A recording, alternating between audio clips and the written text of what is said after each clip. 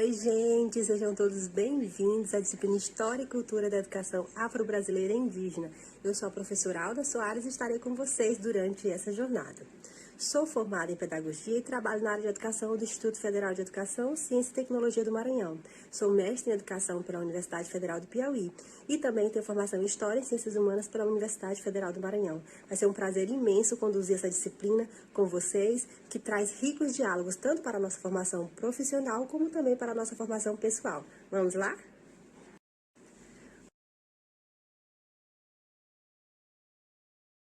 Gente, é um prazer imenso estar aqui com vocês nessa disciplina, tá? História e Cultura Afro-Brasileira e Indígena.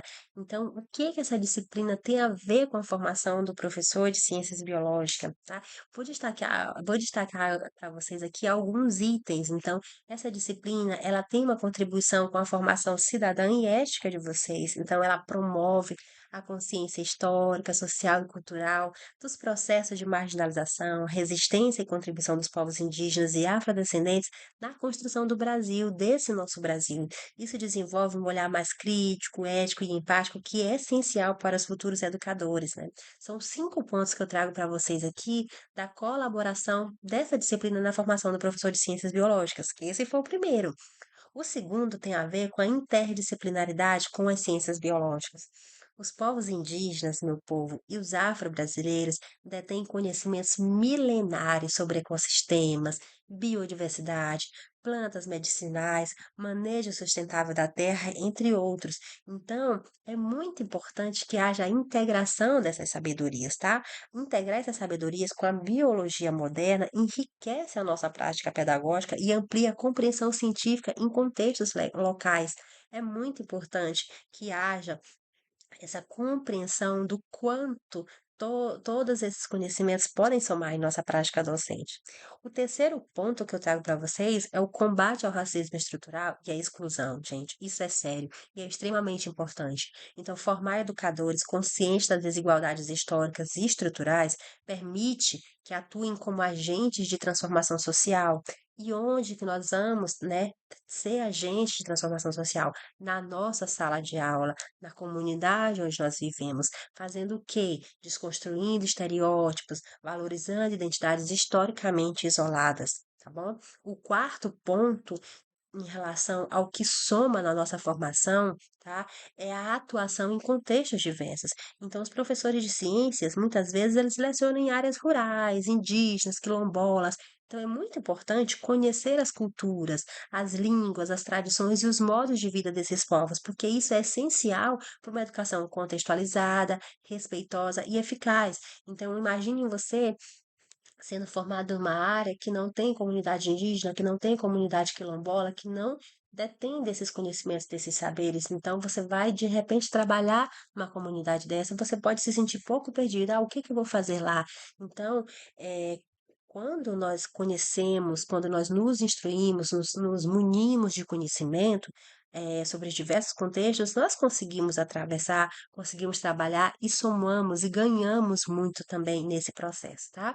E aí, o quinto motivo que eu trago para vocês é o atendimento à legislação, é o cumprimento da lei. Então, nós vimos aí, eh, no nosso fascículo, na nossa ementa, que nós vamos ter o estudo sobre as leis 10.639 de 2003 e também a 11.645 de 2008. Elas determinam, gente, o ensino obrigatório dessas temáticas. Então, para cumpri-las de forma significativa, o professor ele precisa estar teórica e pedagogicamente preparado, que é um dos objetivos centrais da nossa disciplina, certo?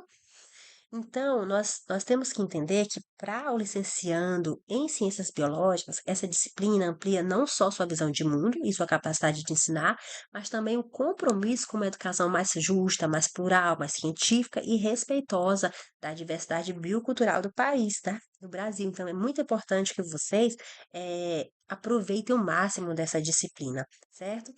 E aí, falando, né, na disciplina mais especificamente, nós temos aí como ementa para essa disciplina as noções básicas de antropologia cultural, os estudos das formas de organização e lutas sociais na África e dos africanos e afrodescendentes no Brasil, os estudos da história indígena e das lutas sociais dos indígenas no Brasil, a Convenção 169 da Organização Internacional do Trabalho, a Lei 10.639 de 2003, né, em suas implicações para a educação brasileira, as diretrizes para o ensino de história da África do Brasil e as diretrizes para o ensino de história indígena no Brasil. Certo?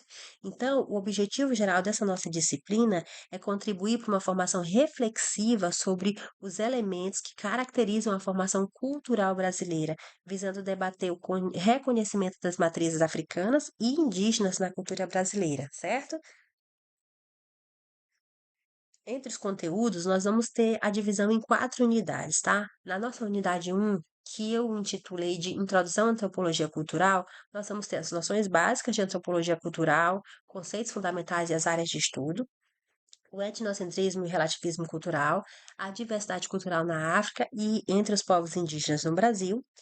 Como objetivos específicos, eu trouxe, né, introduzir aos alunos os conceitos fundamentais de antropologia cultural, com foco na análise das culturas africanas e indígenas, e compreender o papel da antropologia cultural, gente, no estudo das organizações sociais africanas e indígenas, certo? A nossa unidade 2 ela fala sobre a história e a organização social dos povos africanos. Então, aqui nós vamos ver os principais reinos e as formas de organização política e social da África pré-colonial, o impacto do tráfico transatlântico de escravos e a diáspora africana, e também as resistências e lutas sociais dos africanos e afrodescendentes no Brasil, quilombos, revoltas e movimentos contemporâneos, que são essas formas de resistência, tá? Como objetivos específicos, nós temos reconhecer a África enquanto continente e sua visão positiva na história brasileira, analisar o impacto do tráfico transatlântico de escravos e a diáspora africana, compreender as resistências e lutas sociais dos africanos e afrodescendentes no Brasil, né, através dos quilombos, das revoltas e dos movimentos contemporâneos, certo? Já na nossa unidade 3, gente, nós vamos falar sobre a história indígena e lutas sociais no Brasil. Aqui nós vamos ver sobre os povos originários, a diversidade linguística, cultural e territorial, os impactos da colonização, né, como o genocídio, a resistência à luta pelo território e também os movimentos indígenas contemporâneos e o protagonismo político dos povos indígenas, tá? Entre os objetivos específicos são justamente compreender a importância dos povos e suas características enquanto comunidades, a analisar o impacto da colonização aos povos originários e da formação do povo brasileiro e conhecer os movimentos indígenas contemporâneos e o protagonismo político dos povos indígenas, ok? A nossa quarta unidade vai ser chamada de Legislação e Educação e nela nós vamos ter um estudo sobre a Convenção de 169, sobre a Lei 10.639 e a 11.645 nas escolas e a educação intercultural, certo? Entre os objetivos específicos para essa unidade, nós traçamos analisar a Convenção 169 da Organização Internacional do Trabalho e os direitos dos povos tradicionais, discutir as políticas públicas, território e educação indígena e quilombola e reconhecer os principais desafios para a implementação das leis número 10.639 de 2003 e a 11.645 de 2008 em nossas escolas, ok?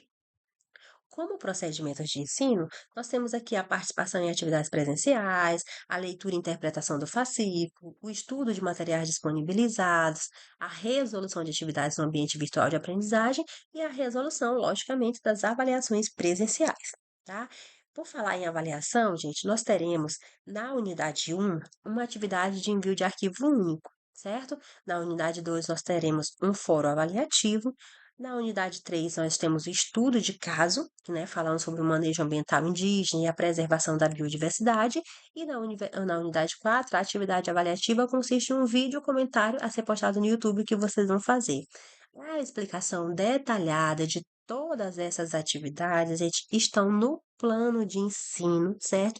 E no plano de aula de cada videoaula. Cada videoaula tem o seu plano de aula. Então, vocês vão lá na atividade da unidade e vão ver lá tudo bonitinho, organizado, como que vocês devem efetuar esse trabalho, ok?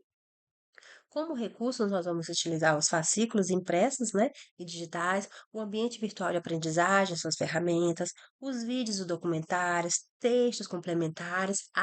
E eu incluí também aqui museus virtuais, né, já que a gente não pode, muitas vezes, por limitação geográfica, se deslocar para fazer uma visita técnica, alguma coisa, nós temos hoje o recurso dos museus virtuais, que estão aí para vocês passearem em nossa disciplina, ok? Aqui nós temos as referências principais dessa disciplina, né? O livro A Invenção das Raças, A Bandeira e o Hino, do José Murilo de Carvalho, e o da Mata, né? Quando ele fala o que faz Brasil, o Brasil, a questão da identidade, tá bom, gente?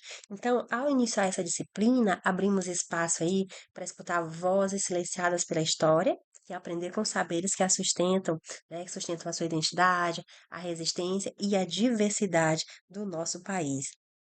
Desejo a todos uma boa disciplina.